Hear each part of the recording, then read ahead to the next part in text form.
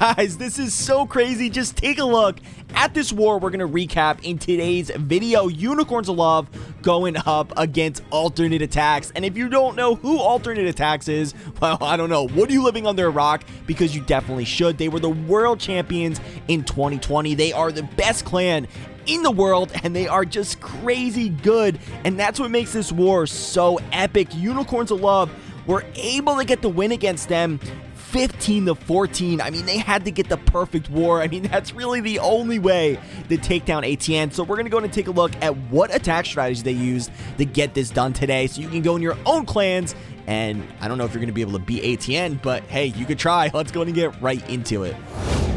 All right, so the first attack strategy is going to be coming from Curie, and it's going to be the Inferno Dragons with the Skelly spells. And I wanted to show this one first because this strategy is so powerful, but not only is it really strong, it's actually pretty easy to use. I mean, once you get the hang of it and really master it, which you can if you just practice it and not give up if you fail a few times. I mean, it might take a few fails to get the hang of it, but once you can master it, I'm telling you, you're going to be getting so many 3 stars. And the thing is, the hit rate with this attack strategy in tournaments, it is so high. I mean, it was able to take down ATN. You would think against ATN bases, you would have to do these crazy attack strategies and plans, and you're gonna see that's not the case because, I mean, let's call it what it is. He pretty much spams on this one right here, meaning, I mean, I wouldn't call this a spam attack strategy, but he spams his troops, and it ain't like he's doing some crazy mastermind plan, if that makes sense. So let's go ahead and play it.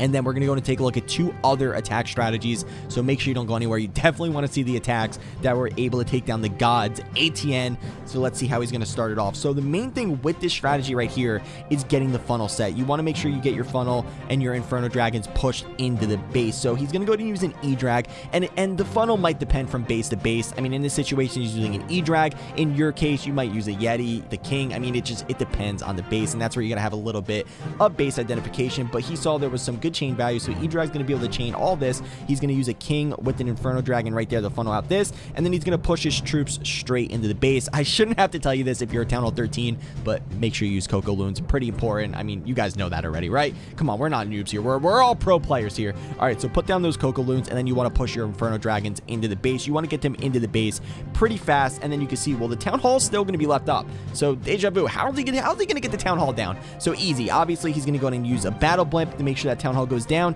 He is going to pop the warning ability pretty early because he is going against a multi-inferno and an air defense. You really got to be careful on those multi-infernos and also those scatter shots. You want to try to get them down as soon as possible, and that's why he has the skeleton spells. That's the main part of this attack, the skeleton spells. And the skeleton spells are used to distract main buildings like single infernos, scatter shots. It just really depends on the situation. They can distract whatever you need them for, and again, that's where the practice comes in. The more you practice with this strategy, the more you'll realize like the timing, the spell timing, placement, what to distract to keep your Inferno Dragons alive. And again, I did go more in depth to this. I'll go ahead and link the video down below in the description if you want to check it out, because I'm telling you, you definitely need to learn this attack strategy. So there we go. We got the Battle Blimp coming right into the Town Hall. He's going to go ahead and rage him up. He wants to make sure that Town Hall goes down. He still has the Queen ability and still has the RC ability. Again, you can use that RC to take out like a section of the base or a corner of a base with the freeze or skeleton spell, distract single infernos. If you have to, have the RC take out a section to keep pathing your Inferno Dragons wherever you need them to go.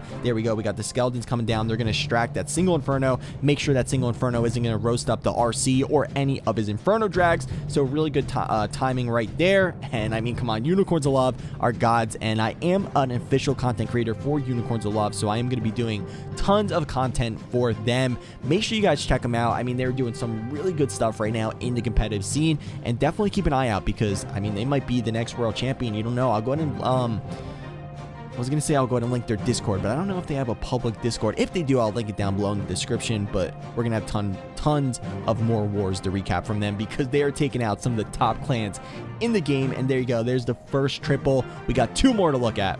All right, so the next attack strategy is going to be Super Witches, and by now, all of you guys know that Super Witches, even normal witches, they are killing it in the competitive scene, and even in the normal scene right now, they are so powerful. This is going to be Zap Super Witches, so you want to use those Zap spells to take out a section of the base. And even with the Super Witches, it's all about the funnel. I mean, honestly, every strategy is about the funnel. You want to make sure your funnel set, but especially with these spam strategies. So the Zap spells are going to take out the Scatter Shot, a Wizard Tower, an Expo, and the Warden, taking out that whole 3 o'clock section.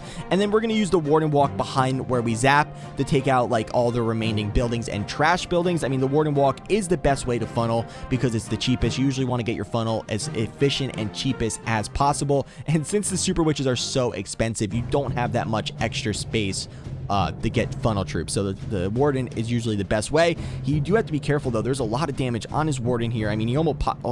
He almost popped it a bit. Oh, whoa, Warden, what are you doing? Don't tell me. Oh, he does a premature Warden ability. I didn't even know that happened on this attack. Whoa, that is not what he wanted there. Premature Warden ability. I mean, we don't want anything premature, right? So the Warden ability does go off, which means he's not going to have the Warden ability for the Super Witches. He does also pull the CC. Guys, you got to be careful. I mean, look at this. Even pro players make mistakes, but thank God this was still a triple. And that just shows how powerful Super Witches are. Even if a mistake happens, you're still able to get that 3-star. And not only that, he's going to also take out the enemy CC, which is really, really nice. I mean, he is going to have to burn a Rage Spell, burn the Warden ability, but hey, he got the enemy CC down, so I mean, that there's always a bonus, right?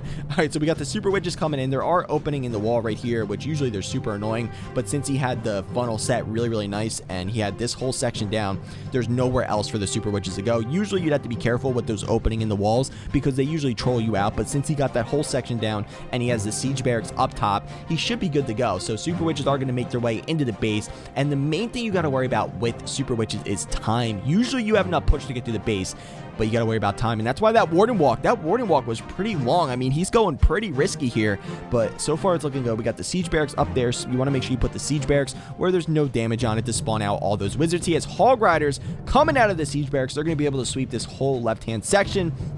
As long as he gets that enemy Royal Champion down. We don't want that enemy Royal Champion. Oh no, the enemy Royal Champion, she is going to end up going for the Hog Riders, which is unfortunate because if he got that RC down, the Hog Riders wouldn't have been able to take out the single Inferno and Cannon, but it doesn't matter. He still has enough push. He still has the RC ability, his RC ability, actually. And then we also have, yeah, there we go. RC coming in at 3 o'clock. She's going to take out that air defense and all these buildings on the bottom right-hand side, which is nice. That RC ability is really going to come in handy. There we go. Damaging up that Eagle Artillery and the Expo. Guys, I also want you to comment down below. Let me know what you think of this war. Definitely crazy stuff. And I'm going to try to start live streaming more of these wars. Hopefully on the weekends, I'll be live streaming Saturday and Sunday. So I hope to see you guys there. Come check it out. Come hang out. And also, if you're watching this video, I know you guys wouldn't do that. I mean, definitely. But if you are watching this video and you're not subscribed to my channel, make sure you take a second, pause the video, and go hit the subscribe button. It only takes 1 second. I spend a lot of time on these videos. It really helps me out. It doesn't hurt you at all, but it does help me. I do appreciate it. We do videos every other day, all different kinds of things, custom bases, you know, recapping these awesome wars, taking a look at the best and easiest attack strategies. Legend League, we do everything, guys. So let's go ahead and finish this one out. And then the last strategy is going to be an air strategy, and it's going to be the hardest out of the two we just watched. These two were the easiest. Now let's go and take a look at the hardest. So the last one we're going to look at, of course, is going to be Queen Charge Lalo. And in my opinion, Queen Charge Lalo is the hardest attack strategy to learn in the game. Obviously, all Lalo variations are hard, but in my opinion, Queen Charge Lalo is the hardest because the main thing is, since you're going with a Queen Charge, you're using up all that camp space. You got to make sure you're good at Queen Charges. You got to get the value for your Queen Charge. Otherwise, it's not going to be worth it. You got to be on point with your spell timing. And I mean, it definitely is not easy, but if you're good at Queen Charges, then this is the strategy for you. And I've done plenty of videos, so many videos on breaking down Lalo and making it as simple as possible. If you want to learn Lalo, go check them out. It's mainly just about practice, and eventually you'll get it down. You'll get tons of 3 stars. All right, so he's going to start off with the battle blimp. He's going to go ahead and blimp this Eagle over here, getting down the Eagle Artillery, and also that's going to pull out the CC, so he's going to be able to deal with the CC with his Queen Charge. He doesn't have to worry about it with his Lalo portion. He's going to start the Queen up top between 12 and 10 o'clock here. Dealing with that Lava Hound, you got to be careful. A lot of people are running super minions. Make sure you're careful if super minions do come out of that CC because they can really roast your Queen Charge. Believe me, guys, I'm talking from experience. It happened to me. You know, of course I saved the attack and I didn't 1-star because, you know, Deja Vu doesn't 1-star, right? Just joking. Of course I 1-star. All right, so he's going to deal with that CC. It's going to take a second. And look at that pro move. You see a lot of pro players doing that. When they're dealing with the Lava Hound and it explodes, they'll put a minion down and it'll help deal with the lava pups just a little bit faster. So that's a little Deja Vu pro tip for you guys. All right, we got the wall breaker coming in. He's going to break open this 10 o'clock section over here. Queen's going to make his way in. And this base is running two multi infernos. Okay, so he doesn't have to worry about the queen getting roasted against the single. She's gonna be able to go against the multi, putting down the Coco Loon. Again, we learned this on the last few attacks. Use Coco Loons, you know, look for those Seeking Air Mines. One Seeking Air Mine can take out one healer, which is just insane when you think about how much space a healer is. But just because you got to get a lot of value with the queen charge, remember, that isn't the only part of this attack. You also have to know how to deploy the Lalo, and there's just so much going on at once.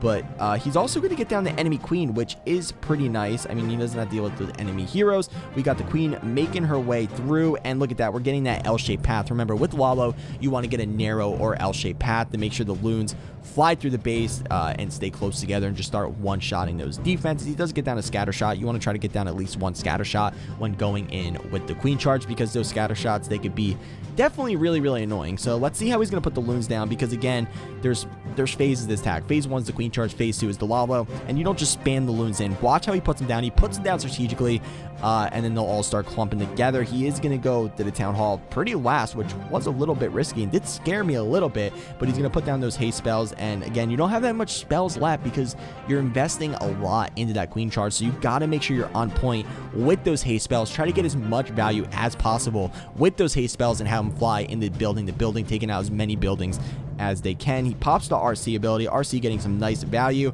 and look at this, base is going down. Beautiful queen charge. He still has the queen up. Anytime you still have your queen up, you know, halfway through the attack, you're usually in good shape, guys. I hope you enjoyed this war as much as I did. It was a crazy war, and it gives us a little glance on what to look for in the future with Unicorns of Love and how they're going to be killing it in the competitive scene. I mean, I think they're definitely going to be a contender in the next World Championship. Definitely a clan to look out for. Guys, if you made it all the way to the end, you are the real supporter. I appreciate it, and I'll see you next time.